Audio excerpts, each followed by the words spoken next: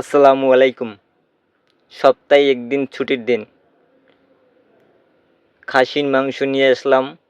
এখন খাসির মাংসটা সুন্দরভাবে পরিষ্কার করার পরে সুন্দরভাবে মশলাটা কষানো হলো। কষানোর পরে খাসির মাংসটা মশলার ভিতরে দেওয়া হলো।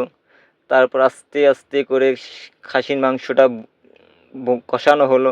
কষার এক পর্যায়ে সুন্দরভাবে সেদ্ধ করার জন্য পানি দেওয়া হলো, যেন সুন্দর একটি খাবার হয়। কিছুক্ষণ পর রান্নাটা কমপ্লিট হলো। তারপরে সাথে একটা ভাজি রান্না করা হলো। তারপরে খেতে বসলাম। খেতে বসার পরে তারপরে আস্তে আস্তে করে খাবার জন্য রেডি হলাম। রেডি হওয়ার পরে এখন আমি খাবারটা খাবো। জানি না কেমন হয়েছে, কিন্তু এখন আমি খাবো। খেয়ে তারপরে দেখলাম সেই স্বাদ, অনেক সুন্দর একটা খাবার হয়েছে। আমার ভিডিওটা দেখার জন্য ধন্যবাদ।